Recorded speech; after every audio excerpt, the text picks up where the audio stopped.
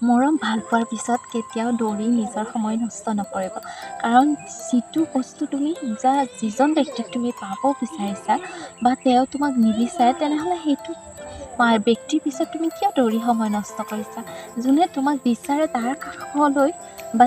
তেওঁ তোমাৰ কাষলৈ আহিব বিচাৰে তেনেহ'লে তুমি সেইজন ব্যক্তিকে আদৰি লোৱা